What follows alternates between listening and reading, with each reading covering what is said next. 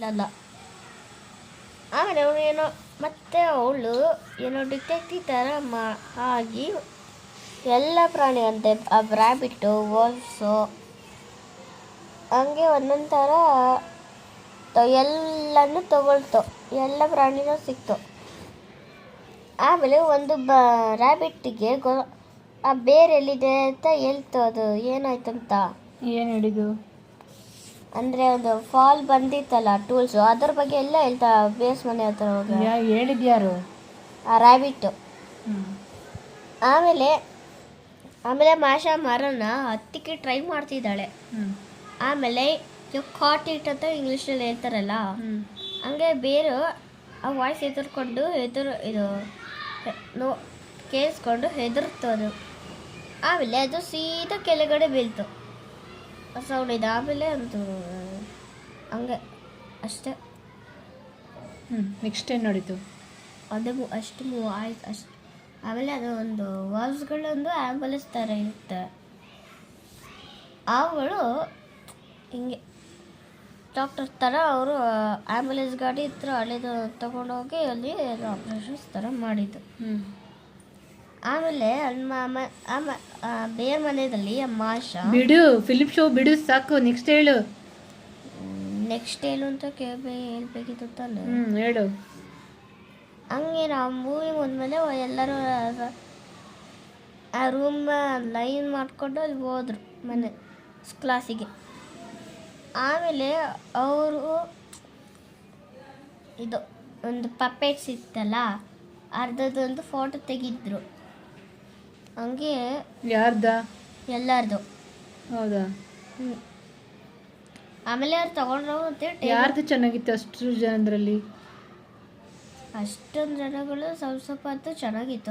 ಹಂಗೆ ಮತ್ತು ಸ್ವಲ್ಪ ಅಂತೂ ಕರೆಕ್ಟಾಗಿ ಬಂದಿರಲಿಲ್ಲ. ಹಂಗೆ ನಿಂದು ಹೇಗಿತ್ತು? ನಿಂದು ಕರೆಕ್ಟಾಗಿತ್ತಲ್ಲ, ಚೆನ್ನಾಗಿತ್ತಂತ ಹೇಳಿಲ್ಲ ಅವರು. ನಿನಗೆ ಅನ್ನಿಸ್ತಾ? ಅನಿಸ್ತು. ಮೋದಿತಿದ್ದು ಹೇಗಿತ್ತು? ಮೋದಿತೊಂದೊಂದು ಪ್ರಿಂಟ್ ಔಟು ಗೊತ್ತು, ಅವರಮ್ಮ ಹೇಳಿದರು.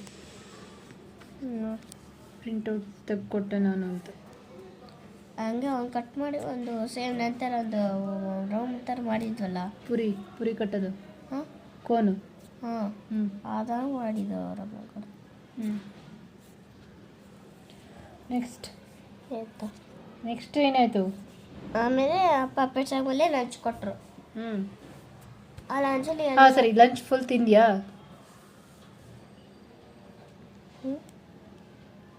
ನಾನು ಏನು ಕೇಳಿದೆ? ಲಂಚ್ ಫುಲ್ ತಿಂದ್ಯಾ ಅಂತ ಕೇಳಿಸ್ತು ತಾನೆ? ಅರ್ಥ ಆಯ್ತು ತಾನೆ? ಉತ್ತರ ಕೊಡು. ತಿಂದೆ, ಬಟ್ ಫುಲ್ ತಿಂದ್ಯಾ? ಹಾಫ್. ಓಕೆ, ಯಾಕೋ? ನಾನು ಎಷ್ಟು ಒಂದು ನಿಮಿಷ ಇರು. ದಿನ ಏನಕ್ಕೆ ಹಂಗೆ ವಾಪಸ್ ತರ್ತೀಯ? ನೀನೇ ಕೇಳ್ತಿರೋದು. ದಿನ ಊಟದ ಬಾಕ್ಸಲ್ಲಿ ಯಾಕೆ ವಾಪಸ್ ರಿಟರ್ನ್ ತೊಗೊಂಬರ್ತೀಯ? ಯಾಕೆ ಡ್ಯಾಡಿ ನೋಡ್ತೀನಿ ನೀನು? ನನ್ನೇ ನೋಡಿ ಹೇಳು.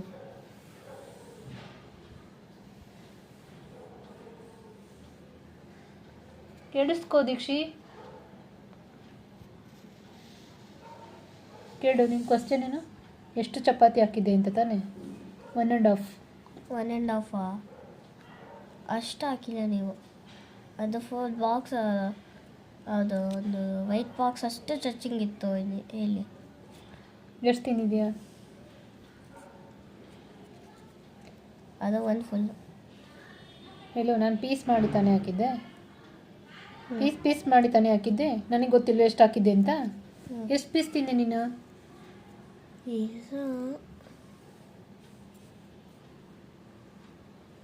ಸರಿ, ನಿಮ್ಮ ಪೀಸ್ ಪಡೋಕ್ಕೆ ನಾನೇನು ಒಂದು ಚಪಾತಿಯಲ್ಲಿ 4 ಪೀಸ್ ಮಾಡಿರಲಿಲ್ಲ, ಸುಮಾರು ಮಾಡಿದ್ದೆ. ಸೊ ಇವಾಗ ಹೇಳು, ನೀನು ಯಾಕೆ ಚಪಾತಿ ವಾಪಸ್ ತಂದೆ? ಬೆಳಗ್ಗೆ ಎಷ್ಟು ಅರ್ಧ ಚಪಾತಿ ಅಷ್ಟೇ ನೀನು ತಿಂದಿದ್ದು. ಮತ್ತೆ ಯಾಕೆ ಪೂರ್ತಿ ಅಲ್ಲಿ 1.5 ಚಪಾತಿ ತಿನ್ನೋಕ್ಕಾಗೋದಿಲ್ಲ ನಿನಗೆ? ಏನಾಗಿತ್ತು? ಚೆನ್ನಾಗಿರ್ಲಿಲ್ವಾ? ಹೇಗಿತ್ತು ಊಟ?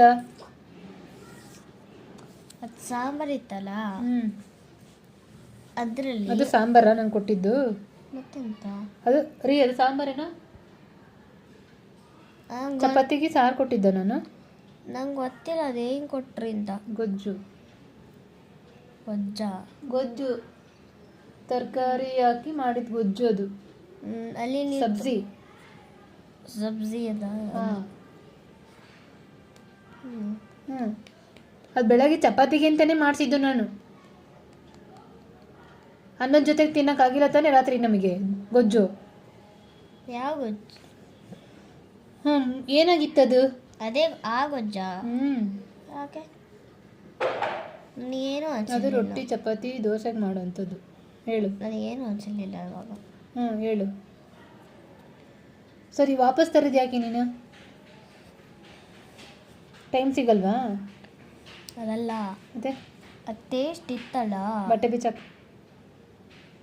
ಇಲ್ಲ, ಪ್ಯಾಂಟು ಶರ್ಟು ಒಳಗಡೆ ಇನ್ನರ್ ಬೇರೆ ಎಲ್ಲನೂ ಬಿಚ್ಬಿಟ್ಟು ಹಚ್ ಕಡೆ ಹೋಗಿ ನಿಂತ್ಕೊ. ಡ್ಯಾಡಿ ಎಲ್ಲ ಯಾರನ್ನು ನೋಡಿದ್ರು ಬಿಡಲ್ಲ ನಾನು. ಒಂದಿನ ಸರಿ 2 ದಿನ ಸರಿ ಪ್ರತಿದಿನ ಕ್ಷಮಿಸಕ್ಕೆ ನನ್ನ ಹೆಸರು. ಹೋಗಚ್ಚಿ ಹೋಗ್ತೀಯ ನೀನು. ಬಿಚ್ಚು ಬಟ್ಟೆ ಎಲ್ಲ.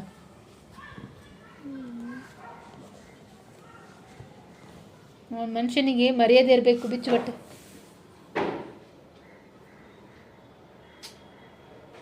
ಇಲ್ಲ ದೀಕ್ಷಿ, ಜಾಸ್ತಿ ಆಯ್ತು ಒಂದು. ಬೇಕಾಗಿಲ್ಲ, ಅವ್ನು ತಿನ್ನೋದೇ ಬೇಡ. ಬಿಚ್ಚಿ ಹೋಗಿ ಹೊರಗಡೆ ನಿಲ್ಲು. ಇವತ್ತು ಇಡೀ ದಿನ ಹೋಗಿ ಹೊರಗಡೆ ನಿಂತು ಬರೀವತ್ಲೆಯಲ್ಲಿ. ಯಾಕೆ ನಿಲ್ಲಲ್ಲ? ನಿಲ್ಬೇಕಷ್ಟೇ ಅವನು. ಇಲ್ಲ, ಆಫ್ ಮಾಡಲ್ಲ. ಊರವ್ರಿಗೂ ಗೊತ್ತಾಗ್ಬೇಕು ಅವನು ಏನು ಮಾಡ್ತಾನೆ ಅಂತ. ನಾನು ಏನು ಪನಿಷ್ ಮಾಡ್ತೀನಿ ಅಂತ ಎಲ್ರಿಗೂ ಗೊತ್ತಾಗಲಿ. ಪರವಾಗಿಲ್ಲ, ಮಾಡು ಬಿಚ್ಚು. ತಿನ್ನೋ ಫಸ್ಟ್ ಬೇಗ.